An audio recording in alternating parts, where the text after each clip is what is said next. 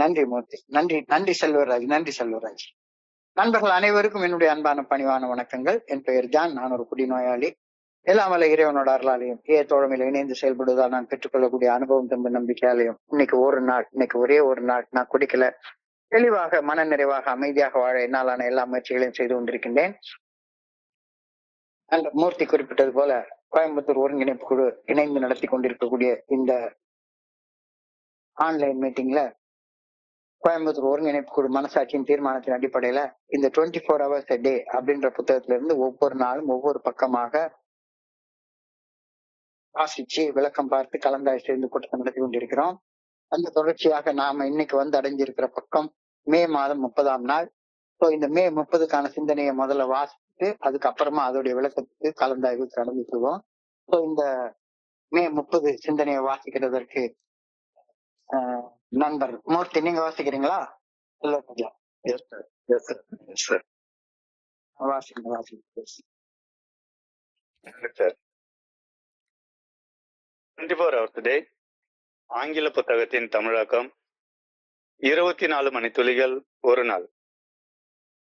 மே மாதம் 30ஆம் தேதி ஏஏ தோழமையின் இன்றைய சிந்தனை. நான் ஏஏ தோழமை என்ற மிகப்பெரிய முழுமையின் மிகச்சிறிய அங்கம்.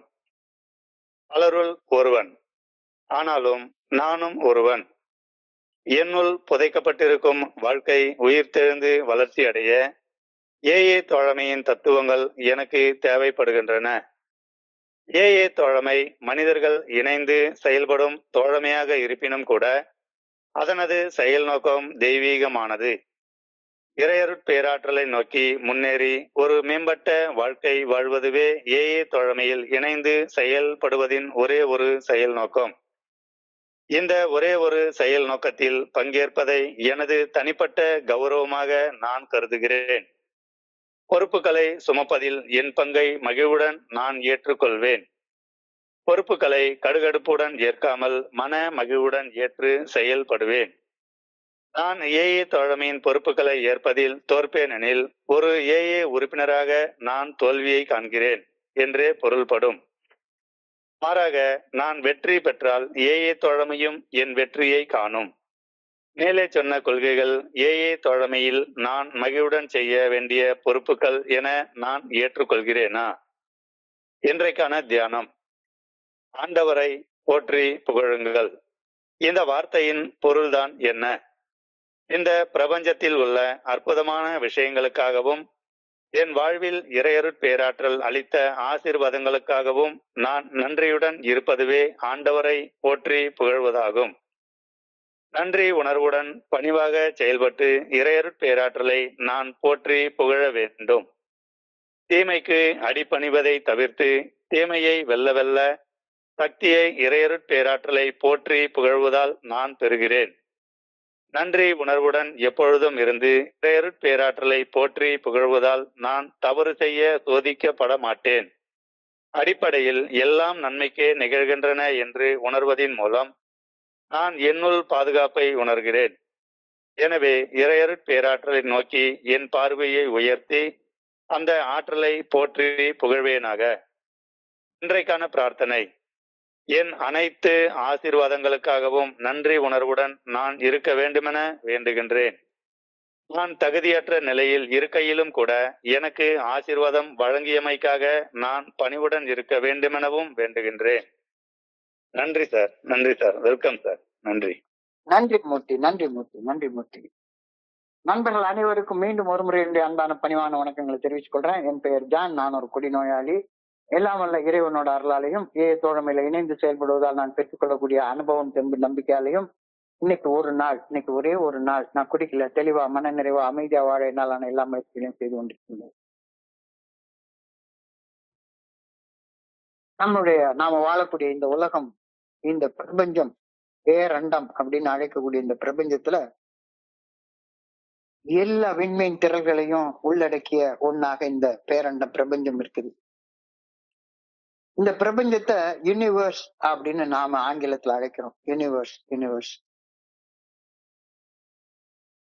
இந்த பிரபஞ்சத்துல தனித்தனியாக தோன்றுகின்ற எண்ணிலடங்காத கோள்கள், எவ்வளவு அதெல்லாம் கணக்குக்கே அடங்காது. அது நினைச்சு கூட பார்க்க முடியாது. எல்லாமே ஒன்னோட ஒண்ணு ஒன்றாக இணைந்து இயங்கிக் கொண்டே இருக்கின்றன அப்படின்னு விஞ்ஞானம் சொல்லுது. இந்த பிரபஞ்சம் எப்ப பிறந்துச்சுது, எங்க இருந்து பிறந்துச்சுது, அது யாருக்கும் தெரியாது. இந்த பிரபஞ்சம் எப்ப மொழியும், எப்ப அழியும், எப்படி அழியும், அதுவும் யாருக்கும் தெரியாது. பிறப்பும் இல்லை, இறப்பும் இல்லை, ஆரம்பமும் தெரியாது, முடிவும் தெரியாது. அதைத்தான் சுயம்பு அப்படின்னு சொல்றோம். இந்த பிரபஞ்சம் பல பல தனித்தனியான பொருள்களால் ஆனது என்பது ஒரு கற்பனையான கருதுகோள். ஹைப்போதெட்டிக்கல் அப்படின்னு சொல்லுவாங்க. ஹைப்போதெட்டிக்கல் ஒரு கற்பனையான ஒரு கருதுகோள், கருத்து. This is a universe existing as one. அதனாலதான் அதை யூனிவர்ஸ் அப்படின்னு சொல்றோம். Unit one. It is not a multiverse.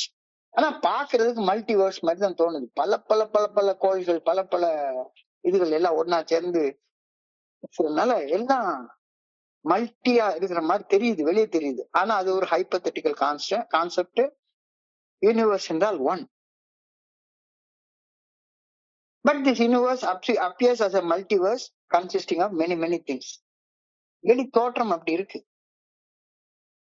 இப்போ ஏஏ தோழமையையும் இந்த யூனிவர்ஸோட ஒப்புக்கொள்றாங்க, ஒப்பிட்டு பாக்குறாங்க. ஏஏ தோழமை என்பது தனித்தனி மனிதர்களையும் தனித்தனி குழுக்களையும் உள்ளடக்கிய ஒரு முழுமை.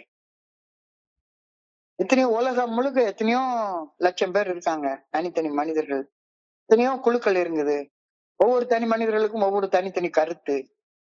ஒவ்வொரு குழுக்களும் ஒரு குழுவோட ஒரு குழு சண்டை போட்டு கருத்து வேறுபாடு பண்ணிட்டு இன்டர் குரூப் அது இதுன்னு பண்ணி இயங்கிட்டு இருக்குது.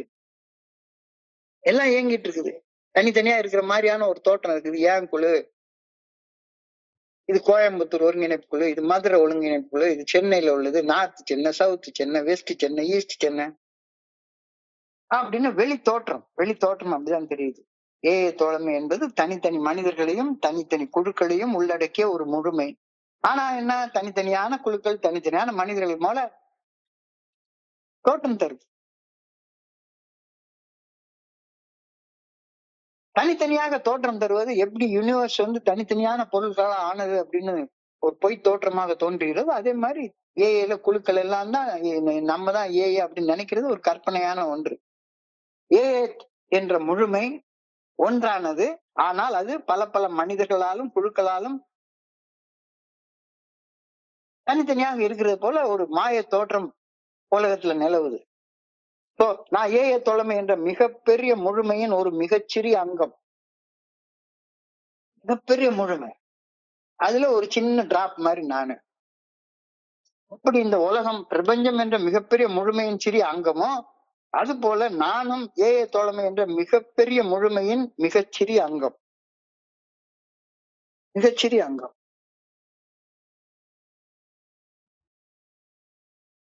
I am part of AA, one among many, but I am one. இதான் இன்னைக்கு சிந்தனையோட முதல் வார்த்தை. I am part of AA, one among many, but I am one. இந்த பிரபஞ்சத்தை விஞ்ஞானிகள் எல்லாம் மேக்ரோகோசம் அப்படின்னு சொல்றாங்க. தனி மனிதனை மைக்ரோகோசம் அப்படின்னு சொல்றாங்க. இந்த பிரபஞ்சம் பஞ்சபூதங்களால் ஆனது, தனி மனிதனுடைய உடம்பும் அதே மாதிரி பஞ்சபூதங்களால் ஆனது. ஒரு தனி நபர் மைக்ரோகோசம், இந்த பிரபஞ்சம் மேக்ரோகோசம். பிரபஞ்சத்தின் அந்த தன்மைய தன்னையும் அறியாமல் ஒவ்வொரு மனுஷனும் அவனுக்குள்ளார வச்சிருக்கான். பிரபஞ்சத்தின் தன்மை என்னவோ அதேதான் தனி மனிதனுடைய தன்மை. அது ஒரு பெரிய முழுமை, இது ஒரு சின்னூண்டு டிராப். ஆனா ரெண்டும் ஒன்னோட ஒண்ணு இணைஞ்சுதான் நமக்கு தேவைப்படக்கூடிய சக்தி எல்லாம் இந்த பிரபஞ்சத்துல இருந்தா கிடைச்சுக்கிட்டே இருக்குது. இந்த பிரபஞ்சம் மேக்ரோகோசம் பிரபஞ்சத்தின் தன்மையை தன்னையும் அறியாமல் மனுஷனுக்குள்ளார பிரதிபலிக்குது. எல்லாமே இந்த பேரண்டத்தின் சிறிய பதிப்பு தான். எல்லாமே இங்க இருக்கிற சின்ன கல்லு, மண்ணு, ஒவ்வொரு துளி நீர் எல்லாமே பேரண்டத்துல இருக்கக்கூடிய அந்த சின்ன பதிப்பு தான். மனித உடல் ஒரு நுண்ணிய பிரபஞ்சமாகும். அந்த மைக்ரோகோசம் அப்படின்றதுக்கு நுண்ணிய பிரபஞ்சம் அப்படின்னு சொல்றாங்க. மைக்ரோகோசம். மனித உடல் என்பது ஒரு பிரபஞ்சத்தின் ஒரு நுண்ணிய பிரபஞ்சம். இந்த கருத்து உயிர்கள் ஒன்றோடொன்று இணை பிரியாது இயங்கிக் கொண்டிருக்கின்றன அப்படின்ற உண்மையை வலியுறுத்தி சொல்லுது. புரிஞ்சு கொள்ள ரொம்ப கஷ்டமான கருத்து, ஆனாலும் இன்னைக்கு அதுதான் சொல்லுது. அது ஃபெல்லோஷிப்போட ஒப்பிட்டு இன்னைக்கு சிந்தனையில கொடுத்துருக்காங்க. I am part of AA, one among many, but I am one. இந்த கருத்தோட தான் இன்னைக்கு சிந்தனை ஆரம்பிக்குது. உயிர்கள் ஒன்றோடொன்று இணைந்திருப்பதை வலியுறுத்தி கூறுகிறது. நுண்ணிய பிரபஞ்சம், அதாவது மனித உடலை அறிவதன் மூலமாக முழுமையான பிரபஞ்சத்தை புரிந்து கொள்ள முடியும் அப்படின்றது தத்துவ ஞானிகளின் கண்டுபிடிப்பு. என்ன எனக்குள்ளார இருந்து என்ன ஆற்றல் இயக்குதோ அதே ஆற்றல் தான் இந்த பிரபஞ்சத்தையும் இயக்குது அப்படின்ட்டு விஞ்ஞானிகளும் அதைத்தான் சொல்றாங்க, மெய்ஞானிகளும் அதைத்தான் சொல்றாங்க, தத்துவ ஞானிகளும் அதே தான் சொல்றாங்க. இப்ப இந்த பிரபஞ்சத்தை இந்த ஏஏ தோழமை என்ற ஹோல் முழுமை அதோட ஒப்பிட்டு இன்னைக்கு சிந்தனை கொடுக்கப்பட்டிருக்கிறது. ஏஏ தோழமை என்பது பல தனி மனிதர்களின் முழுமையான தத்துவ தொகுப்பு அப்படின்னு நம்ம தெரிஞ்சுக்க முடியும். பல மனிதர், எத்தனையோ விதமான மனிதர்கள், அமெரிக்காவில் ஆரம்பிச்சு இன்னைக்கு இந்தியாவில் இந்த திருநெல்வேலி இடத்துல ஒரு மூலையில உட்கார்ந்து பேசிட்டு இருக்கிற இங்க வரைக்கும் எல்லாரும் ஒரு முழுமையுடைய ஒரு சின்ன அங்கம். ஏஏ தோழமை என்பது பல தனி மனிதர்களின் முழுமையான தத்துவ தொகுப்பு என்று கருதப்பட முடியும். நான் ஏஏ தோழமை என்ற முழுமையில் இணைந்து பணி செய்யும் பல லட்சக்கணக்கான மனிதர்களோட நானும் ஒருத்தன். ஆனாலும் ஏஏ தோழமையின் தத்துவங்களால் நான் ஏஏ தோழமையிலிருந்து பிரிக்கவே முடியாத ஒரு மனுஷனாக மாறி இருக்கேன். ஆனா எனக்கு வெளியே என்ன தோணுது, நான் கோயம்புத்தூர் குரூப்பு, கோயம்புத்தூர்லயும் நான் north Coimbatore group, Pollachi group, Namakkal group, Madurai, Tirunelveli, சென்னையில வட சென்னை, தென் Chennai, central Chennai, east Chennai, OMR, ஏகப்பட்ட பிரிவுகள் நம்மளே உருவாக்கி கொள்றோம். ஆனா எல்லாரும் என்ன, இந்த ஒரே 12 ஸ்டெப் ரெக்கவரி ப்ரோக்ராமால தான் இணைஞ்சிருக்கோம். இந்த 12 ஸ்டெப் ரெக்கவரி ப்ரோக்ராம் வாழ்க்கை வாழாதவங்க அவங்களே ஏஏல இணைய முடியாது முதல்ல. ஸோ ஏஏ தோழமையின் தத்துவங்களால் நான் ஏஏ தோழமையிலிருந்து பிரிக்கவே முடியாத ஒரு அங்கமாக ஒன்றிணைக்கப்பட்டு இருக்கின்றேன். Life is buried within me அப்படின்ற கருத்தை இன்னைக்கு 2வது சென்டென்ஸ்ல இருக்காங்க. என்னுடைய உயிர் என்னுள் அருவமாக மறைவாக எனக்குள்ளார இருந்து என்னை இயக்கி கொண்டு இருக்கின்றது. Life is buried within me. இந்த பிரபஞ்சத்தையே, இந்த பேரண்டத்தையே, இந்த அகிலத்தையே இயக்கிற பிரபஞ்ச இயக்க பேராற்றல் தான் என்னையும் எனக்குள்ளார இருந்து இயக்கி கொண்டிருக்கிறது அப்படின்ற மெய் அறிவு நான் வாழ்க்கையை உயிர் துடிப்போட வாழ்றதுக்கு அடிப்படை தேவையாக அமைகின்றது. இல்லாட்டி போல நான் உயிர் துடிப்போட வாழ முடியாது. ஏதோ சாப்பிட்டேன் தூங்கினேன் அப்படின்னா வாழ முடியும். உயிர் துடிப்போட எனக்குள்ளார ஒரு பெரிய ஆற்றல் இருக்குது அப்படின்றத உணர்ந்து வாழ்றதற்கு எனக்குள்ளார ஏற்கனவே உயிர் இருக்குது, அந்த உயிர் தான் என்னை இயக்கி கொண்டிருக்கிறது அப்படின்ற தத்துவ அறிவு வேணும் அப்படின்ற கருத்தை இன்னைக்கு சொல்றாங்க. Life is already buried within me. இந்த உண்மைய, இந்த தத்துவத்தை நான் அறிஞ்சு கொள்றது நான் உயிர் துடிப்போட வாழ்வதற்கு அடிப்படை தேவையாக அமைகின்றது அப்படின்றது நான் மறுக்கவே முடியாது. நான் தனியானவன் போல புறத்தில் தோன்றினாலும் அனைத்துடனும் இறையருட் பேராற்றலால் இணைக்கப்பட்டு இருப்பவன் அப்படின்ற மெய்யறிவு மட்டும்தான் என்ன ஒரு தனி மனிதனாக உயிர் துடிப்போட படைப்பின் நோக்கத்தின்படி பணி செய்து கிடந்து வாழ வைக்கும். இல்லாட்டி பண்ண நான் எனக்கு நோக்கமே தெரியாது. தத்துவ அறிவின்றி, நான் ஏன் படைக்கப்பட்டேன் அப்படின்ற அந்த தத்துவ அறிவின்றி நான் ஒரு மனிதனாக உயிர் துடிப்பற்ற உப்பு சப்பு இல்லாத ஒரு வாழ்க்கையை வாழ்ந்து கொண்டிருப்பேன். குடிப்பேன், சாப்பிடுவேன், தூங்குவேன், பொம்பளை வந்தா கட்டிப்பிடிப்பேன், இனப்பெருக்கம் செய்வேன். இதுக்கு மேல எனக்கு ஒண்ணுமே தெரியாது.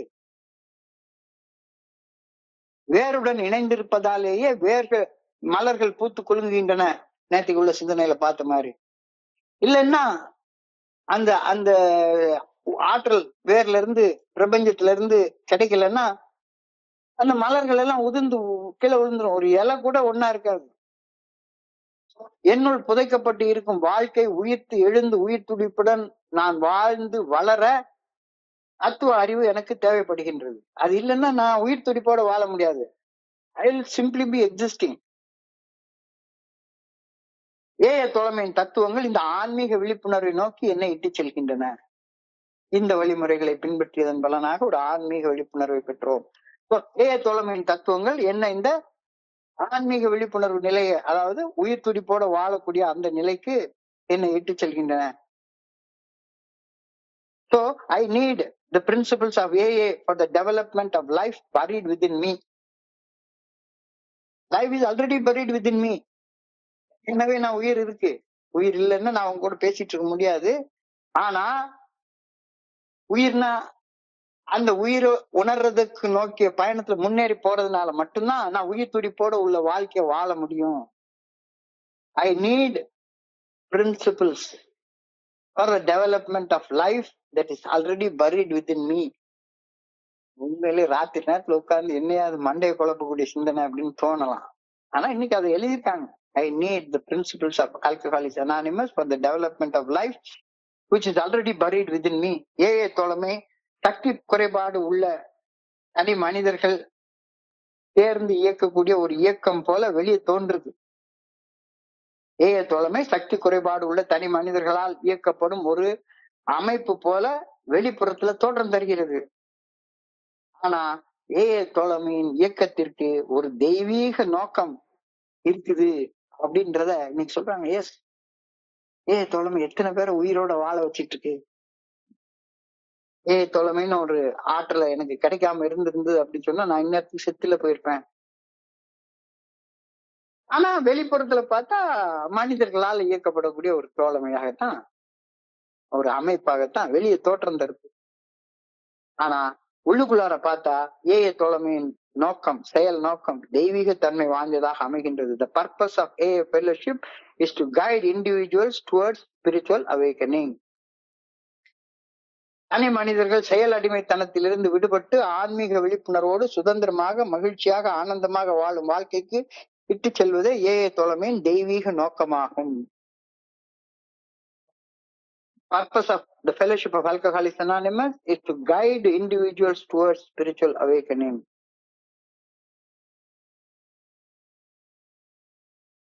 AA may be human, but it is divine in its purpose.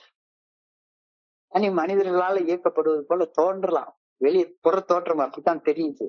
ஆனா ஏஏ தோழமை ஒரு தெய்வீக நோக்கத்திற்காக இயங்குகின்றது.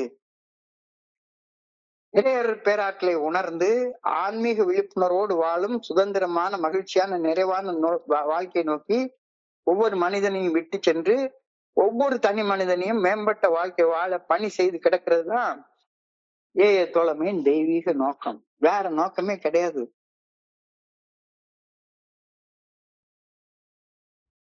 நாம இறையர் பேராற்றலை உணரும் அந்த ஆன்மீக விழிப்புணர்வு நிலையை நோக்கி முன்னேறி ஒவ்வொரு தனி மனிதனும் சுதந்திரமான மகிழ்ச்சியான நிறைவான ஆனந்தமான வாழ்க்கையை நோக்கி ஒவ்வொரு மனுஷனும் பயணிக்கணும். எல்லாரையும் மேம்பட்ட வாழ்க்கை வாழ வைக்கணும். சும்மா குடிச்சு சாவுற நிலைமைக்கு கொண்டு போக கூடாது. எல்லாரும் நல்லா இருக்கணும், எல்லாரும் எல்லாமும் பெற வேண்டும் அப்படின்ற ஒரு தெய்வீக நோக்கத்தோட ஏஏ தோழமை செயல்படுது அப்படின்றத நம்ம தெளிவா தெரிஞ்சுக்க முடியும். வேற என்ன நோக்கம் இருக்கு ஏஏக்கு? நம்ம இங்க எல்லாருமே ஒவ்வொருத்தரும் யாருன்னே தெரியாது. நம்ம எல்லாரும் ராத்திரி என்ன பேசிட்டு இருக்கோம்? எதுக்காக இந்த புத்தகத்தை எடுத்து படிக்கிறோம்? எதுக்காக இந்த புத்தகம் எழுதப்பட்டது? ஏதாச்சும் கதை சொல்றதுக்கா? பொழுதுபோக்குறதுக்கா? பொழுதுபோக்குறதுன்னா ஒரு அழகா ஒரு சினிமா பார்த்துட்டு போயிடலாமே.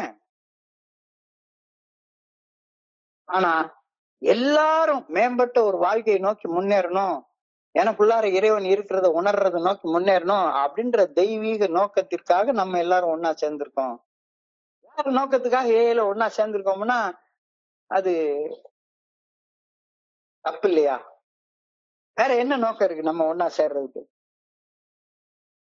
ஸோ ஒவ்வொருவரையும் மேம்பட்ட வாழ்க்கை வாழ பணி செய்து கிடக்கிறது தான் ஏஏ தோழமையின் தெய்வீக நோக்கம். The purpose of AA fellowship, the purpose of the Fellowship of Alcoholics Anonymous is to point me towards the good orderly direction of the Creator and lead me to a better life.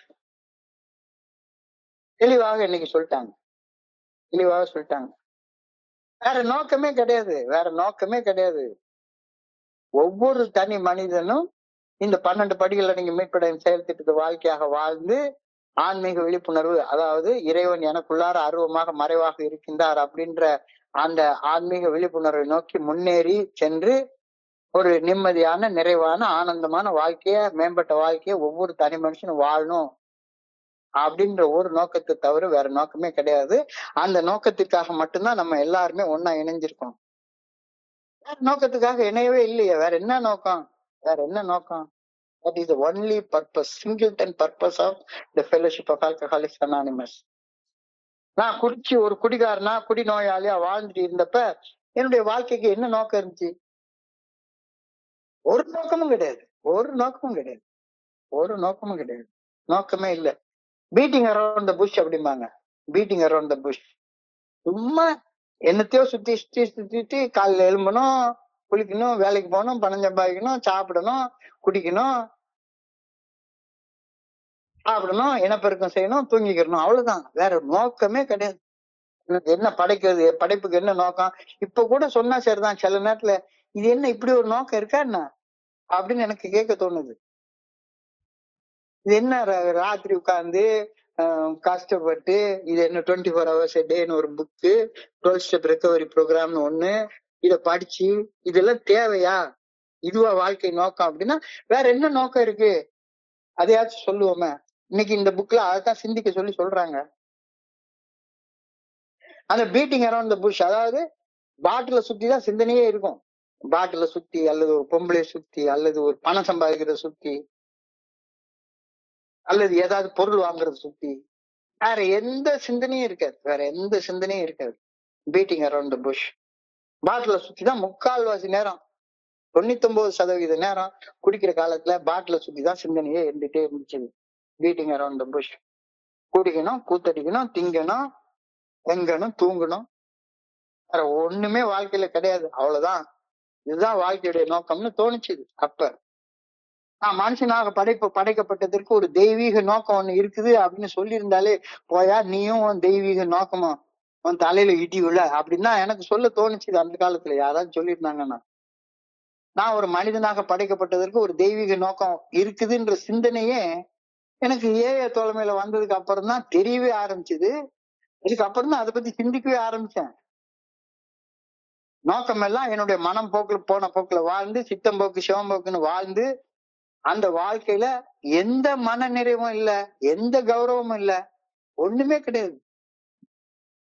கடைசியில நான் தனியா வந்து விட்டுட்டேன். ஒருத்தரும் எனக்கு பண்ண கிடையாது. நான் எனக்கு ஒரு இந்த உலகே மாயம், வாழ்க்கை மாயம் அப்படின்னு அந்த பாட்டுல வர்ற மாதிரி ரோட்ல குடிச்சுட்டு ஒரு சொறி நாயை கட்டி பிடிச்சிக்கிட்டு படுத்து தூங்குறதா வாழ்க்கையாவே இருந்துச்சு. ஆனா ஏய தோழமையில இணைந்து ஏய தோழமையின் தெய்வீக செயல் நோக்கத்தை என்னுடைய வாழ்க்கையின் செயல் நோக்கமாக கொண்டு வாழ ஆரம்பிச்ச போது வார்த்தைகளில் வர்ணிக்க முடியாத ஒரு மன நிறைவு, ஆனந்தம் எனக்கு கிடைக்குது.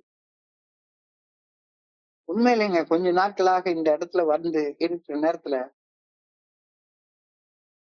நானும் எல்லா மனிதர்கள மாதிரிதான் வாழ்ந்துட்டு இருக்கேன். ஆனா குடிக்கிற காலத்துல எனக்கு நோக்கமே கிடையாது. இப்ப வந்து நோக்கம் வந்து ஒரு வாழ்றதுடைய நோக்கம் என்னன்னு தெளிவா தெரியுது. அந்த நோக்கம் தெரிஞ்சு பிறருக்கு பணி செய்து வாழ்றதுதான் வாழ்க்கையுடைய நோக்கம். வெறுமனே எனக்குன்னு நானே சாப்பிட்டு குடிச்சு கூத்தடிச்சு வாழ்றது என்னுடைய வாழ்க்கையுடைய நோக்கம் இல்ல அப்படின்னு புரியுறப்ப எனக்கு வார்த்தைகள்ல வர்ணிக்க முடியாத மன நிறைவும், நிம்மதியும், ஆனந்தமும், மகிழ்ச்சியும் எனக்கு கிடைக்கிறது. Participating in the principles of the Fellowship of Alcoholics Anonymous is a unique privilege. அது ஒரு தனி கௌரவம், ஒரு தனி கௌரவம். Participating in the principles of the Fellowship of Alcoholics Anonymous is a unique privilege. ஆனந்தத்தோட ஏய தோழமையில என்னுடைய பணிகளை பொறுப்போடு செய்து வாழ்வது என்னுடைய மிகப்பெரிய கௌரவம், மிகப்பெரிய இட்ஸ் அ யூனிக் ப்ரிவிலேஜ்னு சொல்லி எழுதியிருக்காங்க. உண்மையிலே அது இந்த ஃபெல்லோஷிப்ல எனக்கு அந்த கௌரவத்தை நான் உணர்றேன். I shall share in the responsibilities taking upon myself to carry my fair share of the load, not grudgingly but joyfully. எனவே ஏஏ தோழமைக்கு பணி செய்து கிடப்பதில் ஒரு சிறிதளவு பாரத்தை, எல்லா பாரத்தையும் என்னால சுமக்க முடியாது. ஏஏ தோழமையோட எல்லா பாரத்தையும் என்னால சுமக்க முடியுமா என்ன? இப்பவுமே 2 மீட்டிங் அட்டென்ட் பண்றதே எனக்கு பெரிய பாரமாக இருக்கிறது. ஒரு நண்பர் கேட்டுட்டாருன்னு சாயங்காலம் 5:30 to 7 மணி மீட்டிங்க நான் ஒப்புக்கொண்டு செய்யறேன். அது இந்த ஒரு மீட்டிங்கே எனக்கு கொஞ்சம் பேர்டனா இருந்தது. ஆனாலும் கூட சரி பரவாயில்ல. இப்ப எனக்கு இன்னும் நான் ரிட்டையர் ஆன ஆளு, 70 வயசு நெருங்கிட்டு இருக்கிற ஆளு, எனக்கு வேற வேலையே கிடையாது. சோ ஏஏ தோழமைக்கு பணி செய்து கிடப்பதுல ஏஏ தோழமையின் பாரத்தை ஓர் சிறிதளவாவது மனம் வந்து ஏற்றுக்கொள்றதுல ஒரு மகிழ்ச்சி இருக்கு. இதை நான் கடுகடுப்போட செய்யல, பொறுப்புணர்வோட செய்யறேன். வெறுப்பு மன கசப்போட செய்யல, மன நிறைவோட மகிழ்ச்சியோட ஏஏ பணிகளை நான் செய்யும் போது எனக்கு அது ஒரு ஒரு பயங்கர நிறைவாக திருப்தியாக இருக்கு. அப்போ ஏஏ பணிகளை செய்யறத கடுகடுப்போட செய்யாம மகிழ்ச்சியோட ஆனந்தத்தோட நிறைவோட செய்யணும் அப்படின்ற சிந்தனைய இன்னைக்கு சொல்றாங்க. ஏன்னா அது என்னுடைய யூனிக் ப்ரிவிலேஜ். கடவுள் என்னைய படைச்ச நோக்கம், ஒவ்வொரு படைப்பையும் அதுக்காக தான் படைச்சிருக்கிறார். ஒரு மண்புழு கூட படைப்பு நோக்கத்தை நிறைவேற்றாம வாழ்றது கிடையாது. மண்புழுக்கு கூட தெரியுது என்ன இந்த மாதிரி இவ்வளவு 6 அறிவோட படைக்கப்பட்ட மனுஷனாகி எனக்கு தெரியாம நான் பாட்டுக்கு குடிச்சு கூத்தடிச்சு இப்படியே வாழ்ந்துட்டு இருந்தேன்னா என்ன அர்த்தம்? நான் ஏஏ தோழமை செய்யும் பணிகளை பொறுப்பேற்பதில் தோல்வி அடைஞ்சேன்னா, நான் இப்ப இந்த கூட்டத்தை நடத்திட்டு இருக்கிறேன், இது ஏதாச்சும் ஒரு இது படல, இது தோல்வி ஏற்பட்ட மாதிரி இருந்ததுன்னா நான் ஒரு தனி ஏஏ உறுப்பினராக தோல்வி கண்டதாக உணர்வேன். To the extent that I fail in my responsibilities, ஒரு தனி ஏஏ உறுப்பினராக நான் ஃபெயில் ஆகிறேன். அதே நேரத்துல to the extent I succeed, AA fellowship என் கூட சேர்ந்து வளருது. தனி மனிதர்களுடைய தோல்வி, தனி மனிதனுடைய வளர்ச்சி, ஏஏ தோழமையுடைய வளர்ச்சி. இங்க ஏஏல எல்லாமே வளர்ச்சியாக கன்வெர்ட் ஆகிடும். தோல்வி எனக்கு மட்டும்தான், வளர்ச்சி ஏஏ தோழமைக்கு. அவ்வளவு அழகாக இந்த ஃபெல்லோஷிப்பை டிசைன் பண்ணிருக்காங்க, வடிவமைச்சிருக்காங்க. நான் ஏஏ பணி செய்யும் பொறுப்புகளை துறந்தால் ஒரு ஏஏ மெம்பராக தோத்து நிக்கிற ஃபீல் எனக்குள்ளார உருவாகும். மாறாக ஏஏ தோழமைக்கு பணி செய்து கிடப்பத பொறுப்புணர்வோட செஞ்சா என்ன சுத்தி ஒரு ஏஏ தோழமை வளர்ச்சி அடையிறத என்னால பார்க்கக்கூடிய அந்த வெற்றி எனக்கு தெரியும். ஏஏ தோழமையின் கொள்கைகளை மகிழ்வோடையும் பொறுப்போடையும் ஏற்று செயல்பட வேண்டிய கடமை எனக்கு இருக்குது அப்படின்னு ஏற்றுக்கொண்டு செயல்படுகிறேனா? டு ஐ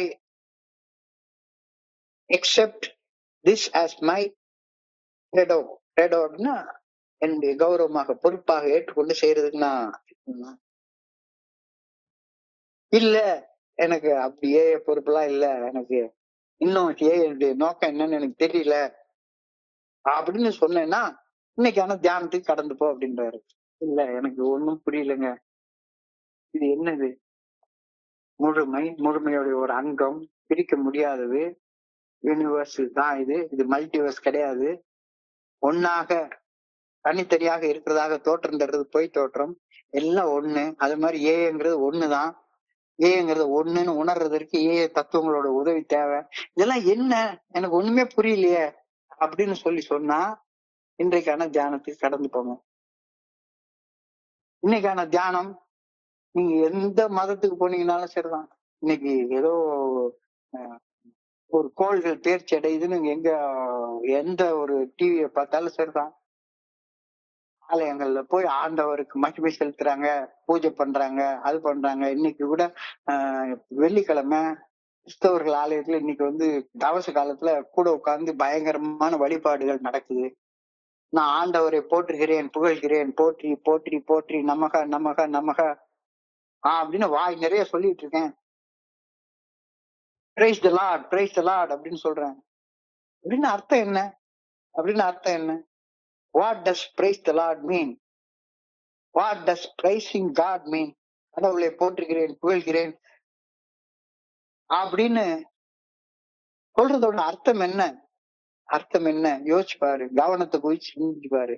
எல்லாரும் எதை எடுத்தாலும் இந்த கிறிஸ்தவங்களை கேட்டீங்கன்னா சொல்லுவாங்க praise the Lord. முதல்ல எடுத்த உடனே இந்த நானும் கூட சொல்ற மாதிரி எங்க கேட்டாலும் சேர்த்தா வாழ்க வளமுடன், வாழ்க வளமுடன், வாழ்க வளமுடன் சொல்றேன். இதுக்கு என்ன அர்த்தம்? இதுக்கு என்ன அர்த்தம்? கடவுளை போற்றுகிறேன், புகழ்கிறேன் அப்படின்னு சொல்லிட்டு அவருடைய பேராற்றல் குடியிருக்கக்கூடிய இந்த ஆலயமாக்கிய மனித உடலை சிதைத்து சின்னாபின்னப்படுத்தினா அது கடவுளை போற்றி புகழ்றேன், பூஜை பண்றேன், அவர் தலையில இளநிய ஊத்துறேன், பாலை ஊத்துறேன் அப்படி சொல்றதுக்கு என்ன அர்த்தம் இருக்க முடியும்? உடம்பினை முன்னர் இழுக்கென்று இருந்தேன், உடம்பினுக்குள்ளே உருபொருள் கண்டேன், உடம்பினுக்குள்ளே உத்தமன் கோவில் கொண்டான் என்று உடம்பினை யான் இருந்து ஓம்புகின்றேனே. ஒவ்வொரு கோயிலும் உடம்ப வடிவமாக வச்சுட்டானுங்க வடிவமைக்கப்பட்டிருக்கிறது. கோபுர கலசம் மனித உடல், அந்த கோபுரத்துக்கு தலையில இருக்கிறதுதான் தலை. அதனாலதான் அதை கும்பாபிஷேகம்னு பண்றாங்க. மனுஷனுக்கு தான், மனுஷ உடம்புடைய ரெப்ளிகா தான் ஒவ்வொரு கோயிலும். அந்த கோயிலுடைய படிக்கட்டை தாண்டுற நேரத்துல என்னுடைய உடலை கடந்து போறேன். உடலை கடந்து போய் கோயிலுடைய கர்ப்பகிரகத்துக்குள்ளார போறப்ப மந்திரங்கள் சொல்லி போற்றி போற்றி என்னுடைய மனதையும் கடந்து போறேன். அப்போ என்னுடைய உடம்பு சுத்தப்படணும், என்னுடைய மனசு சுத்தப்படணும், அதுக்காக தான் நான் செயல்படணும். இப்ப இறைவனை போற்றுகிறேன்னு சொல்லிட்டு இறைவன் எனக்கு அளித்திருக்கக்கூடிய இந்த அற்புதமான விஷயங்களுக்காக பணியோட நன்றியோட இல்லைன்னா இறைவனை என்னையா போட்டுற நீ, என்ன அர்த்தம் அப்படின்னு சொல்லி கேட்கிறாரு. நீங்க புனித வெள்ளிக்கிழமை, தவச காலத்துடைய வெள்ளிக்கிழமை, இன்னைக்கு பெரிய பூஜைகள்லாம் இருக்கும் கோயில்ல. ஆனா கோயில்ல போய் இறைவனை போட்டுட்டு இங்க வந்து 2 சிகரெட் எடுத்து அடிச்சிட்டு இருந்தா என்ன அர்த்தம்? அல்லது 2 பான் பராக்க போட்டா என்ன அர்த்தம்? அல்லது இவன் சொத்து கொலை நாசமாகிற அளவுக்கு ரூமம் போட்டுட்டு போன் பிக்சர் பார்த்துட்டு இருந்தா என்ன அர்த்தம்? இறைவனை போற்றுவது என்பது இறைவன் எனக்கு அளித்திருக்கும் அற்புதமான விஷயங்களுக்காக பணிவோடும் நன்றி உணர்வோடும் செயல்படுவதாகும். நன்றிக்கு வித்தாகும் நல்ல ஒழுக்கம். நல்ல ஒழுக்கம் என்பது இறையர் பேராற்றலின் நல்ல ஒழுங்கான வழிகாட்டுதலுக்கு பணிந்து மனசாட்சியின் மூலம் இறையர் பேராற்றலால் வெளிப்படுத்தப்படும் நல்ல ஒழுங்கான வழிகாட்டுதலுக்கு பணிஞ்சு மனசாட்சி உறுத்தக்கூடிய செயல்களை செய்யாமலும் மனசாட்சி சரின்னு சொல்லக்கூடிய செயல்களை செய்தும் வாழ்றதுதான் நல்ல ஒழுக்கம். நன்றினாலே நல்ல ஒழுக்கத்தோடு வாழ்றவன் தானே நன்றியோட வாழ்றான்னு அர்த்தம். நல்ல ஒழுக்கத்தோடு வாழாதவன் கடவுளை போற்றி புகழ்ந்து கடவுளுக்கு நன்றி சொல்றா, ஆண்டவா நன்றி, எனக்கு 1 கோடி ரூபாய் பணம் கொடுத்த நன்றி, எனக்கு 10 பொம்பளை கொடுத்தா அதுக்கு நன்றி, எனக்கு இத்தனை பிள்ளைகளை கொடுத்தா அது நன்றி, என்னை இவ்வளவு படிக்க வச்ச, இவ்வளவு பெரிய அந்தஸ்து கொடுத்த, ஆட்சியை கொடுத்த, அதுக்கு நன்றி. அதான் இல்ல. நன்றிய நல்ல ஒழுக்கத்தால காட்டுரு. நன்றிக்கு வித்தாகும் நல்ல ஒழுக்கம். நல்ல ஒழுக்கம் என்பது இறையர் பேராற்றலின் நல்ல ஒழுங்கான வழிகாட்டுதலுக்கு பணிந்து மனசாட்சியின் மூலமாக இறையர் பேராற்றலின் நல்ல ஒழுங்கான வழிகாட்டுதல் வெளிப்படுத்தப்படுகின்றது என்று உறுதியாக நம்பி மனசாட்சி உறுத்தக்கூடிய செயல்களை செய்யாமலும் மனசாட்சி சரின்னு சொல்லக்கூடிய செயல்களை செய்தும் வாழ்றது தானே நல்ல ஒழுக்கம். இந்த பணிவு என்ற நல்ல ஒழுக்கம் இருந்தா தானே நன்றி சொல்றதுக்கு ஒரு அர்த்தமே இருக்கும். So praise the Lord by being humble. So praise the Lord. இறைவனுக்கு மந்திரம் சொல்றப்ப அடக்கமாக பணிவாக அவர் தப்புன்னு செயலை செய்யாம இருந்துட்டு நன்றி சொல். இறையர் பேராற்றலுக்கு பணிந்து செயல்பட்டு விட்டு இறையர் பேராற்றலை போற்றி புகழ வேண்டும்.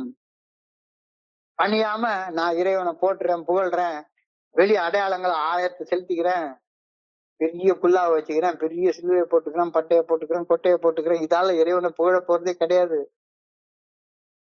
இந்த சிந்தனையில கவனத்தை சிந்திச்சு பாரு அப்படின்னு சொல்றது.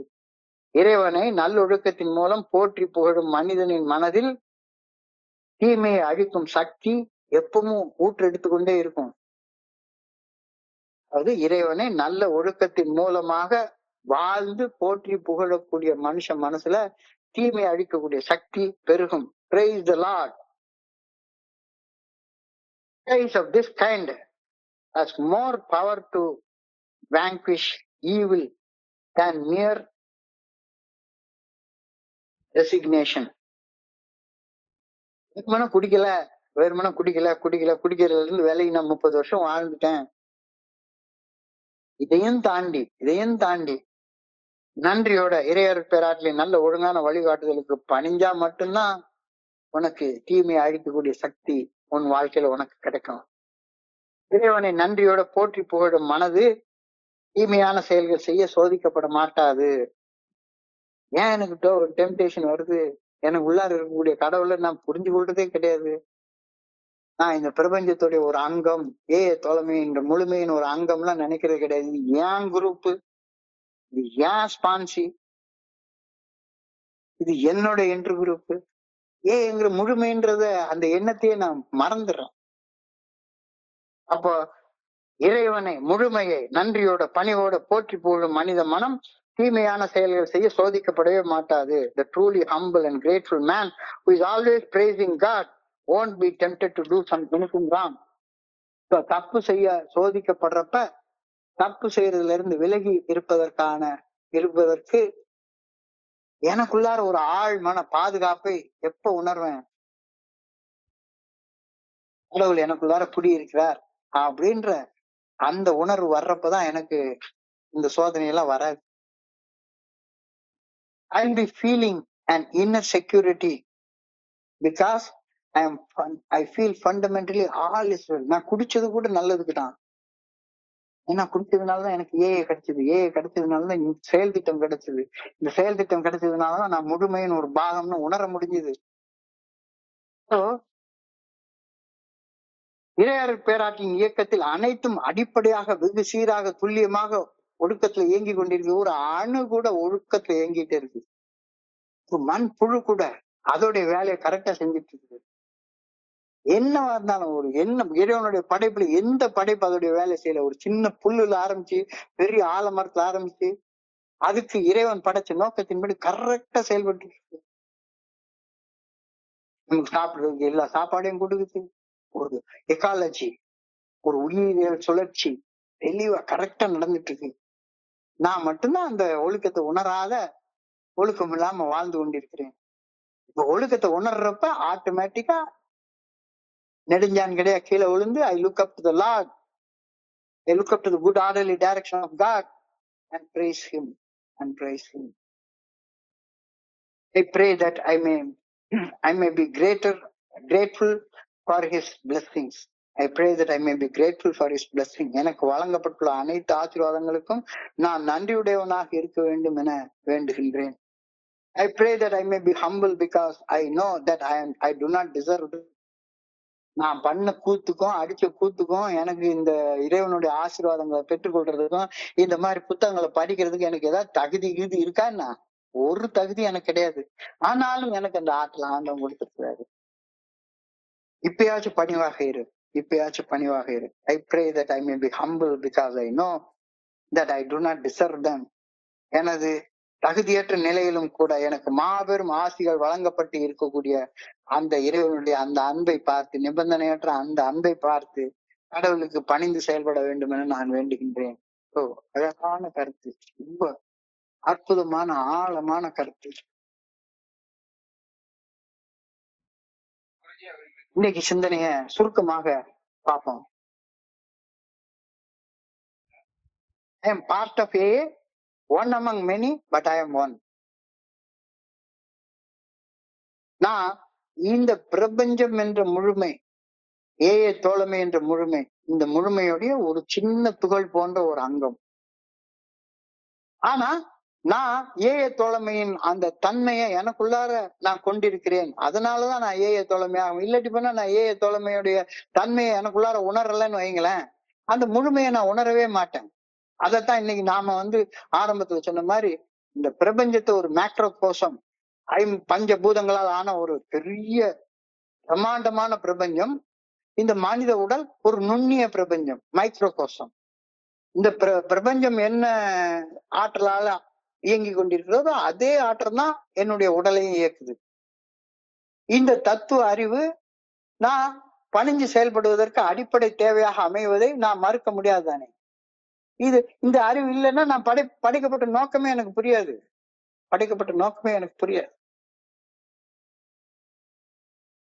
நான் தனியானவன் போல புறத்தில் தோன்றினாலும் அனைத்துடனும் இறையர் பேராற்றலால் இணைக்கப்பட்டு இருப்பவன் என்ற மெய் அறிவு மட்டுமே என்ன ஒரு தனி மனிதனாக உயிர் துடிப்போட படைப்பின் நோக்கத்தின்படி பணி செய்து கிடந்து வாழ எனக்கு உதவும். இல்லாட்டி பண்ண நான் அப்படி வாழவே மாட்டேன். இந்த தத்துவ அறிவின்றி தனி ஒரு மனிதனாக நான் உயிர் துடிப்பு இல்லாம உப்பு சப்பு இல்லாம ஒரு வாழ்க்கையை தான் வாழ்ந்து கொண்டிருப்பேன்.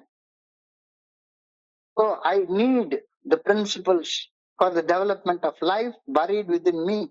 மிக முக்கியமான வார்த்தை. ஐ நீட் பிரின்சிபிள்ஸ், தத்துவங்கள். எனக்குள்ளார இறைவன் இருக்கிறார் அப்படின்ற தத்துவார்த்த அறிவு. I need the principles of the Fellowship of Alcoholics Anonymous for the development of life, which is already buried within me.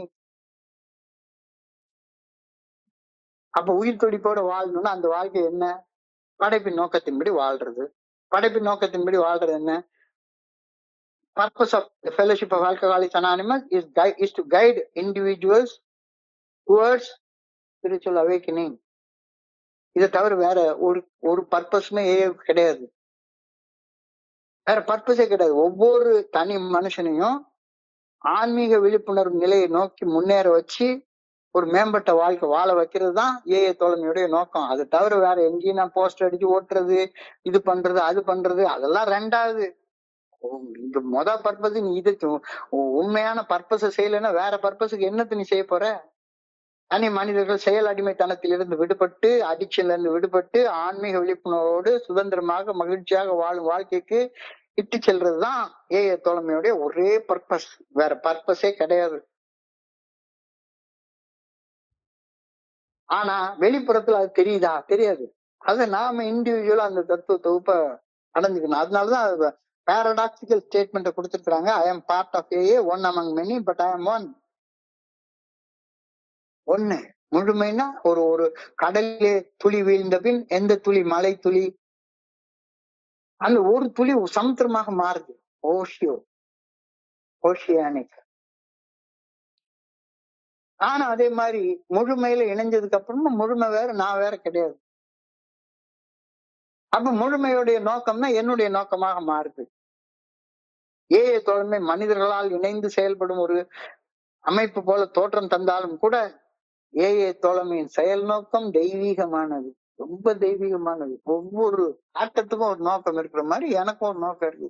இந்த நோக்கத்தை புரிஞ்சு கொண்டா நான் நிம்மதியா, நிறைவா, சந்தோஷமா உயிர் துடிப்போட வாழ்வேன். இல்லாட்டி போனா ஒரு செத்து போன ஒரு வாழ்க்கை, உயிர் துடிப்பு இல்லாத, உப்பு சப்பு இல்லாத வாழ்க்கை வாழ்வேன். எப்ப பார்த்தாலும் திடீர்னு ஒரு நாளைக்கு சந்தோஷமா இருக்கும், திடீர்னு ஒரு நாளைக்கு துக்கமா இருக்கும், மூஞ்சி தூக்கி வச்சுப்பேன், ஏன்டா பிறந்தோன்னு நினைப்பேன், சூசைடல் தாட்ஸ் வரும். ஆனாலும் ஐயோ பிறந்துட்டுமே, வாழ்ந்தே ஆகணுமே அப்படின்னு ஒரு பர்பஸ் இல்லாம, ஒரு நோக்கம் இல்லாம வாழ்ந்துட்டு இருப்பேன். The purpose of the Fellowship of Alcoholics Anonymous is to point me towards the good orderly direction of the Creator and to lead to a better life. நான் குடிகாரனா, ஒரு குடி நோயாளியா வாழ்ந்துட்டு இருந்த நேரத்துல என்னுடைய சிந்தனை ஃபுல்லா பாட்டில சுத்திதான் இருந்தது. Beating around the bush. வேற எந்த நோக்கமும் தெரியவே தெரியாது. நோக்கம்னா என்ன? நல்லா திங்கணும், நல்லா ஊர் சுத்தணும், நல்ல சீட்டு விளையாடணும், நல்லா ஜாலியா இருக்கணும், சினிமா பார்க்கணும், அவ்வளவுதான். வேற அதுக்கு மேல நோக்கம்னா என்னன்னு எனக்கு தெரியாது. நான் மனிதனாக படைக்கப்பட்டதற்கு ஒரு தெய்வீக நோக்கம் ஒன்று இருக்கிறதா யார் என்கிட்ட சொன்னாலும் கூட, யோ போயாங்கிட்டு உனக்கு ஒரு வேலை கெழுது இல்லை அப்படின்னு இப்பவும் நான் சொல்றேன். எடுத்துக்கொண்டா எடுத்துக்கொள்ளலாம். இல்ல அப்படிப்பட்ட ஒரு நோக்கம்லாம் வாழ்க்கைக்கு கிடையாது. வாழ்க்கை பிறந்ததே தன்னலத்தோடையும் தன்மனைப்போடையும் வாழ்ந்து சொத்து சேர்த்து காரை சேர்த்து கடைசியில் எல்லாத்தையும் விட்டுவிட்டு ஆடி அடங்கும் வாழ்க்கையோட 6 அடி நிலைமை சொந்தமாடான்னு போறதுக்காக நான் பிறந்தேன். பார்ட்டிசிபேட்டிங் இந்த ஃபெலோஷிப், இந்த principles of the fellowship of Alcoholics Anonymous தான் ஒரு செயல் நோக்கம். இத ஒரு தனி கௌரவத்தோட செய், ஆனந்தத்தோட செய், வெறுப்போட மன கசப்போட செய்யாத. ஏஏ தோழமையுடைய பாரத்தை கொஞ்சோண்டு உன் தோல்ல சுமந்துக்கோ, உன்னால முடிஞ்ச அளவுக்கு சுமந்துக்கோ. அத மகிழ்ச்சியோட செய், நிம்மதியோட செய், நிறைவோட செய், வெறுப்போடைய மன கசப்போடைய செய்யாத. நான் ஏஏ தோழமைக்கு செய்யும் பணிகளுக்கு பொறுப்பேற்பதால, பொறுப்பேற்புகள் நான் தோல்வி அடைஞ்சேன்னா என்னுடைய வாழ்க்கை தோல்வியாக இருக்கும். அதே நேரத்தில் நான் வெற்றி பெற்றா ஏஏ தோழமையுடைய வெற்றியில நானும் பங்கெடுத்துக் கொள்வேன். இதை நான் செய்யறேன்னா மகிழ்ச்சியோட செய்யறேன்னா. ஆனா நான் வெளியே இல்லைன்னா எனக்கு உயிர் இருக்காது, மயிர் இருக்காதுன்னு நினைச்சா பேசிட்டு அழிஞ்சிட்டு இருப்பேன். ஆண்டவரை போற்றுகிறேன், புகழ்கிறேன், போற்றி போற்றி நமக நமக நமக, praise the Lord, praise the Lord அப்படி சொல்லிட்டே இருப்பேன். வாட் டஸ் பிரைஸ் காட் மீன்? கடவுளை போற்றுறேன், புகழ்றேன்னு சொல்லிட்டு அவர் குடியிருக்கக்கூடிய ஆலயமாகிய உடலையும் மனசையும் நாத்த அடிக்கிற மாதிரி வச்சுட்டு இருந்தா இறைவனை போற்றுறேன் புகழ்றதுன்றதுல என்ன அர்த்தம் இருக்குதுன்னு கேள்வி கேட்கிறாங்க. உடம்பினை முன்னர் இழுக்கென்று இருந்தேன், உடம்பினுக்குள்ளே ஒரு பொருள் கண்டேன், உடம்பினுக்குள்ளே உத்தமன் கோவில் கொண்டான் என்று உடம்பினை யான் இருந்து ஓம்புகின்றேனே. நீ உடலை ஒழுங்கா வச்சுக்காம நீ கோயிலுக்கு போய் என்ன பண்ண போற? கோயில் உடம்புடைய மறு வடிவம் தான் கோயில். உடம்புடைய மறு வடிவம் தான் கோயில். கோபுர கலசம் உயர்ந்து இருக்கக்கூடிய கோபுர கலசம் தான், உயர்ந்த கோபுர கலசம். கர்ப்ப கிரகத்துல ஆண்டவன் இருக்கிறாரு. அதே மாதிரி எனக்கு உள்ளார ஆண்டவன் இருக்கிறாரு. அந்த ஆண்டவனை போற்றுவது என்பது இறைவன் எனக்கு அளித்திருக்கும் அற்புதமான விஷயங்களை பணிவோட நன்றியோடையும் நினைச்சு செயல்படுவதாகும். அப்போ நன்றிக்கு வித்தாகும் நல்ல ஒழுக்கம். நல்ல ஒழுக்கம் என்பது இறையருட் பேராற்றலின் நல்ல ஒழுங்கான வழிகாட்டுதலுக்கு பணிந்து மனசாட்சியின் மூலம் இறையருட் பேராற்றலின் நல்ல ஒழுங்கான வழிகாட்டுதல் வெளிப்படுத்தப்படுகின்றது என்று உறுதியாக நம்பி மனசாட்சி உறுத்தக்கூடிய செயல்களை செய்யாமலும் மனசாட்சி சரின்னு சொல்லக்கூடிய செயல்களை செய்தும் வாழ்றதுதான் நல்ல ஒழுக்கம். அந்த நல்ல ஒழுக்கம் இருந்தாதானே நன்றி. இந்த நன்றி இருந்தாதானே கடவுளை போட்டுறேன் புகழ்றேன் நமக வாழ்க அப்படின்னு சொல்றதுக்கு அர்த்தம் வரும். Praise the Lord, praise the Lord. ஆண்டவனை போட்டுகிறேன் புகழ்கிறேன் அப்படின்னு சொல்றது பணிவோடு இருக்கிறதுக்காகத்தான். இறையருட் பேராற்றலுக்கு பணிந்து செயல்பட்டு இறைவனை போற்றி புகழ வேண்டும் என்ற கருத்தை கவனத்தை குவிச்சு தியானிச்சு பாரு அப்படின்னு சொல்றாங்க. அப்படிப்பட்ட வகையில நீ போற்றி புகழ்ந்து வாழ்ந்தேன்னா தீமையை வெல்லக்கூடிய சக்தி உனக்கு கிடைக்கும். தீமை செய்யக்கூடிய சோதனை உனக்கு வரவே வராது. தீமை செய்யக்கூடிய சோதனை உனக்கு வரவே வராது. தப்பு செய்ய சோதிக்கப்படுறப்ப, தப்பு செய்யறதுல இருந்து விலக்கி இருக்கிறப்ப உனக்கு ஒரு ஆழமான பாதுகாப்பு உனக்கு இருக்கும். அந்த பாதுகாப்பு ஃபெலோஷிப் வர்ற வரைக்கும் நான் உணரவே இல்லை. எப்ப பார்த்தாலும் ஒரு பயத்தோட தான் வாழ்ந்து கொண்டே இருப்பேன். இப்ப I feel an inner security because I am with the wholeness of Alcoholics Anonymous. முழுமையோட நான் சேர்ந்திருக்கேன். முழுமையோட சேர்ந்திருக்கிறப்ப நான் பாதுகாப்பேன். முழுமையோட சேர்ந்திருக்கிறப்ப இந்த பிரபஞ்சத்துக்கு ஏது அழிவு, இதுக்கு பிறப்பும் கிடையாது இறப்பும் கிடையாது. அப்ப நான் இந்த பிரபஞ்சத்தோட என்னைக்கு இணைஞ்சு இருந்துட்டே இருப்பேன். அப்புறம் ஒரு டீப் செக்யூரிட்டி நான் உணர்றேன். Because all is fundamentally well. இந்த உணர்வு வந்ததுக்கு அப்புறமாக நான் இறையருட் பேராற்றலின் இயக்கத்துல எல்லாமே வெகு சீராக துல்லியமான ஒழுக்கத்துல இயங்கிட்டு இருக்கிறது. நானும் ஒரு நுண்ணிய பிரபஞ்சம் அப்படின்றத உணர்றப்ப ஆட்டோமேட்டிக்கா கரங்களை உயர்த்தி ஆண்டவா அப்படின்னு அவர் போட்டுறேன் புகழ்றேன். இல்லாட்டி போனா ஆண்டவான்னு புகழ்றது ஆண்டவனுக்கு தெரியாதா என்ன நீ என்ன மாதிரி புகழ்ற அப்படின்னு. I look up to the good orderly direction of the Creator and praise Him. I pray that I may be grateful for His blessings. எனக்கு வழங்கப்பட்டுள்ள அனைத்து ஆசீர்வாதங்களுக்கும் நல்ல ஒழுக்கத்தோடு வாழ்ந்து என்னுடைய நன்றியை சொல்லணும் அப்படின்னு ஆண்டவா உண்மை வேண்டிக் கொள்கின்றேன். I pray that I may be humble because I know I do not deserve them. நான் படிச்ச கூத்துக்கு இந்த ஆசீர்வாதங்கள்லாம் எனக்கு தகுதியுடையவனா என்ன, ஆனாலும் அவருடைய பேர் அன்பால எனக்கு அதை கொடுத்திருக்கிறாரு. அப்போ நன்றி கெட்டவனாக நான் இருக்கக்கூடாது, நன்றியோட வாழணும். அந்த கருத்தை சொல்லி நீ முடிச்சுக்க. சோ இன்றைய சிந்தனையை படிக்கிறப்ப என் மனதை கருத்து சிந்தனைகளை உங்க கூட பகிர்ந்து கொள்ள இந்த அற்புதமான வாய்ப்பு உருவாக்கி கொடுத்த குழுவிற்கு என்னுடைய மிக பணிவான நன்றிகளை தெரிவிச்சு கொள்றேன். பொறுமையாக கேட்ட ஒவ்வொரு நண்பருக்கும் என்னுடைய பணிவான நன்றிகள். இந்த இரவு பொழுது நண்பர்களுக்கு இனிமையான இரவாக அமைய இறைவனை பணிவோடு வேண்டிக் கொள்கின்றேன். நன்றி நன்றி நன்றி நன்றி நன்றி நன்றி. வாழ்க வையகம், வாழ்க வளமுடன். Thank you so much.